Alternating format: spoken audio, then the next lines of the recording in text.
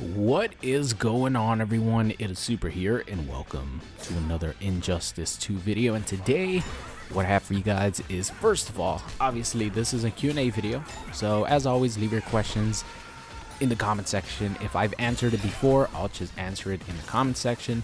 But want to let you guys know, I don't know when this video is going up. It might go up even before the weekend, but just want to let you guys know that this weekend coming up, this Friday, September 30th through the 2nd, I will be in Las Vegas. So I'm gonna schedule all the videos that are gonna go up during the weekend when I'm gone, so I'm not gonna be able to answer comments. I apologize for that, but gonna be pretty much taking a short little vacation with friends, going to Vegas, having a good time. So hopefully that's a lot of fun. Just want to let you guys know. And also, while I was recording some videos, I recorded some Star Labs videos, I recorded some MKX ranked videos, which you guys will be seeing soon. But during the Joker Star Labs video, unfortunately, the audio file for my voice got corrupted. So that's what you guys are seeing in the background right now. This is me playing through the Joker Star Labs mission, and I'm gonna upload it in full, but obviously without the commentary. That's why I'm doing a Q&A video over it. And yeah, I don't know what the hell happened to my capture card that day. The second Star Labs video that I did that day, which was with Doomsday, was completely fine. And then, after I recorded that, I went over to MK, and my color correction was not present, or it didn't carry over to the recording. So I'll show you guys a screenshot right now. Like, look at the difference between normal colors for MKX on the right compared to my color correction on the left.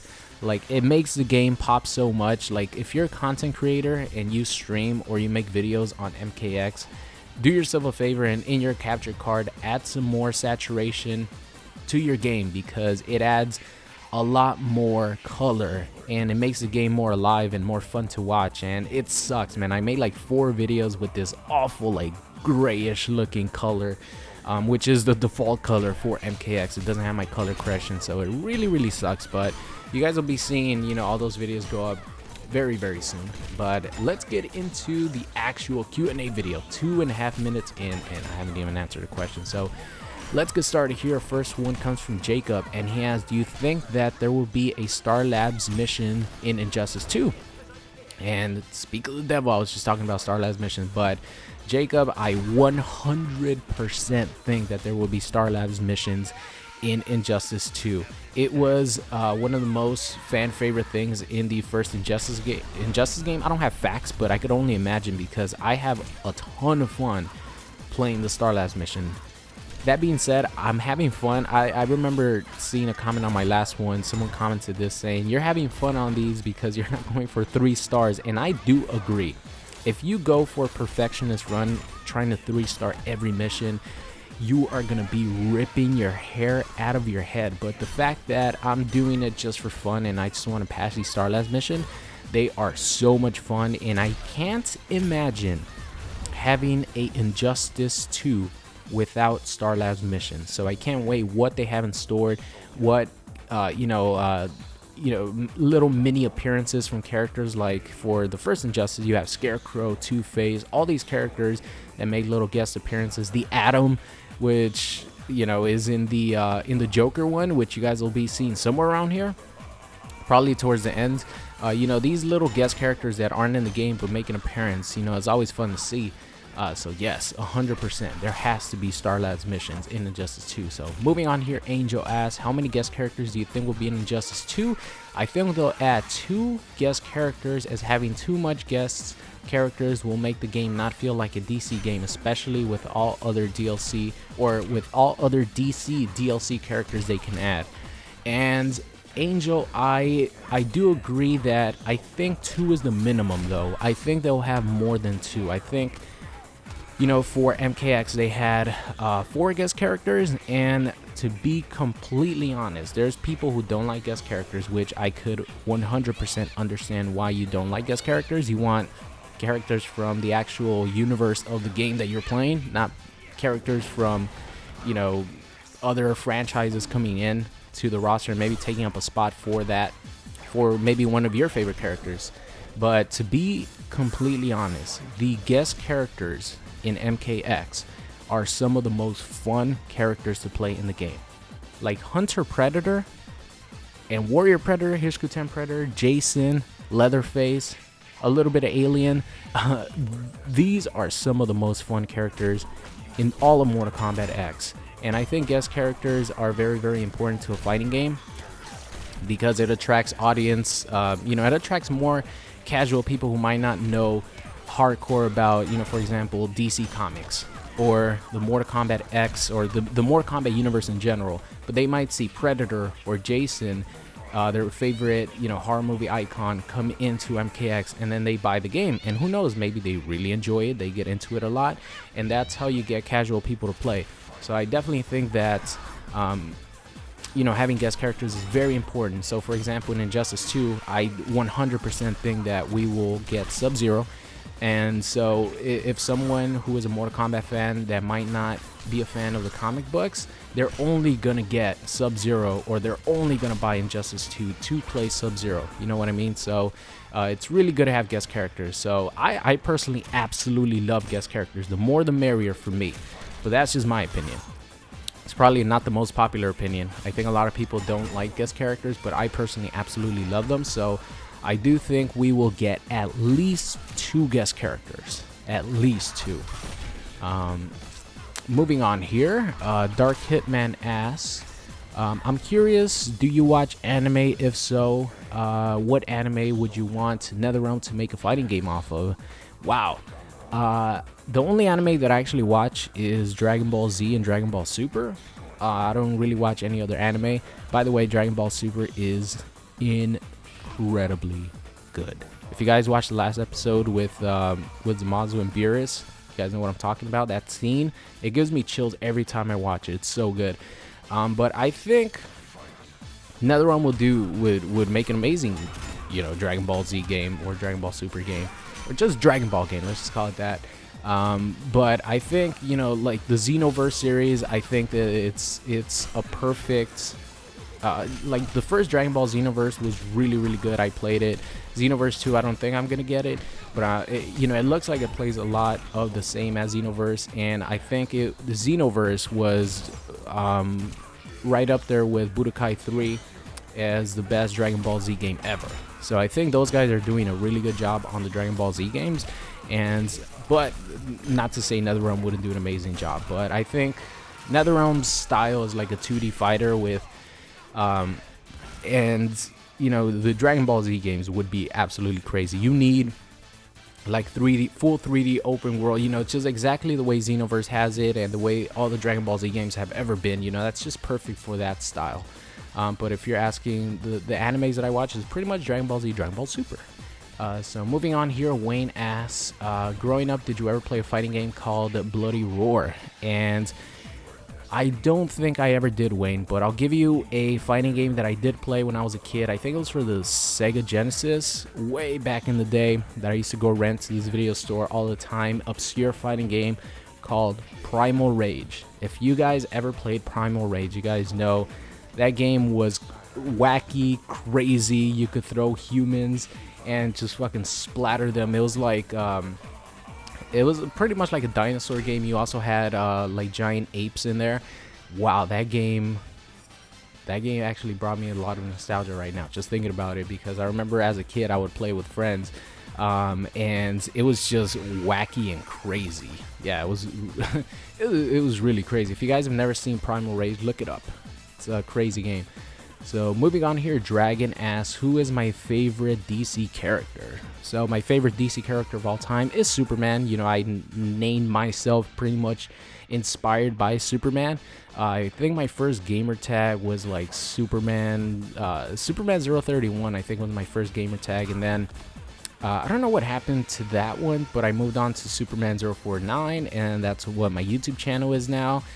So yeah, you definitely see that Superman is my favorite comic book character of all time. I just really like overpowered characters. I've always loved the idea of someone being like completely overpowered and looked up to because of something amazing. Like for example, in basketball, my favorite center of all time is Wilt Chamberlain. He's not the best center of all time, but in my eyes he is, because he was the most dominant even more than Shaq, you know, averaging 50 points a game for an entire season. Come on, come on. And obviously, the best center of all time is probably, you know, Bill Russell.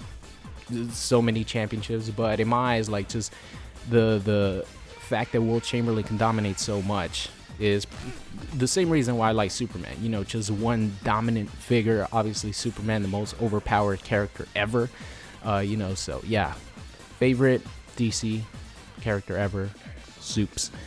Moving on here, Tyler asks, do you think Supergirl would have a Red Lantern gear since she briefly turned into a Red Lantern in the comics? This is interesting. If Supergirl has a you know, Red Lantern suit, then that would mean that, you know, some of the other characters that have been you know, lanterns at one point or got in power rings, like Superman with Sinestro, and I believe I made a video about this with the Batman suits. Batman got a hold of a white power ring and became a White Lantern for a little bit. So it would be awesome. It would be really, really cool. It would be a good nod to the comics, you know, to have power ring, you know, suits for characters that I have gotten, you know, power rings before. So yeah, that would be really cool. Supergirl as a Red Lantern. I definitely have to look that up. Didn't even know about that, but that would probably look really sick. So moving on here, what is this question? Cool Ninja asks, do you think the price for DLC characters in the game will rise? I mean, like the DLC will have to have gear, and that will cause a lot more work into making DLC characters, so I could imagine seeing them raise the price. And then he said, I hope they don't. So, Cool Ninja, I'm gonna be honest, I don't think that they're gonna raise the price of DLC characters, because even though they do have to work more because they have to create gear for each individual character, there are most likely gonna be microtransactions in which you pay a certain amount to get you know, maybe loot boxes, like Black Ops 3, for example. You buy a loot crate and it brings 3 items, and it's gonna be something similar to that. I don't know, it's not confirmed, but I mean, if you have gear in any sort of game that you could rank up to get, there's eventually gonna be, you know, a pay to win, or, you know, you pay a certain amount and you get a bunch of crates, and then you get gear that way, you know, if you don't want to grind for them. So I'm pretty sure they're going to have that. So I think they're going to make a ton of money off that, by the way, because people always like to, you know, buy like loot boxes and stuff like that. So I don't think the price of the DLC characters will go up at all. I don't know if they're going to sell them, or if they're going to release them one at a time, or in combat packs like they did for MKX. Who knows what's going to happen, but I don't think they're going to raise the DLC character prices. So moving on here is probably going to be the last question. It's already gone on really, really long. So Flair asks, here's a question. If you're ever doing a Q&A, who are you least excited for in Injustice? I personally am hyped for Red Lantern. Who am I least excited for in Injustice 2 right now? I can't really say, because all the characters look pretty cool. I guess Wonder Woman. I was never really a Wonder Woman fan. You know, I think Gorilla Grodd's gameplay looks very interesting.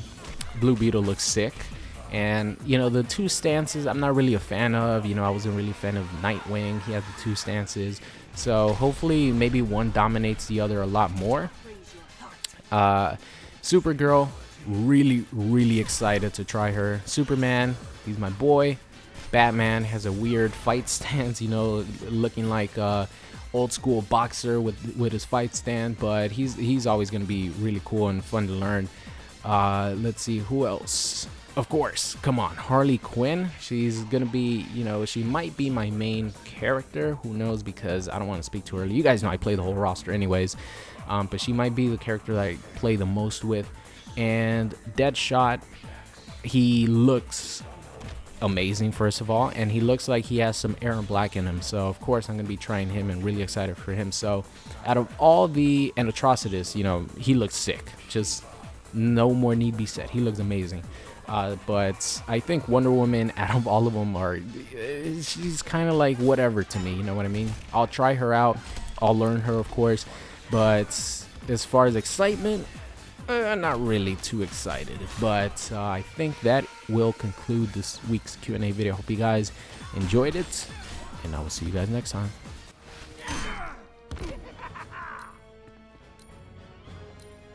Now that's funny.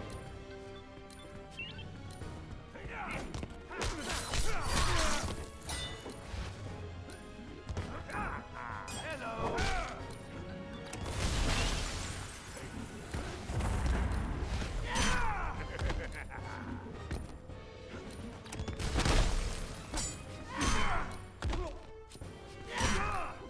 Whoopsie.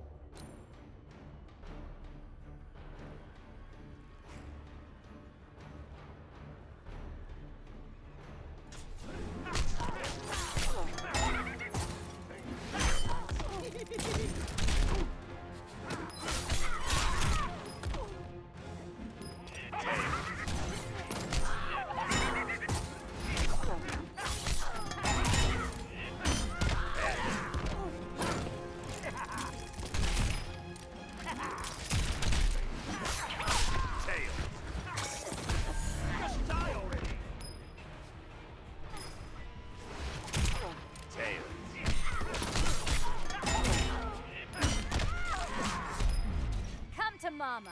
Let's turn that frown upside down.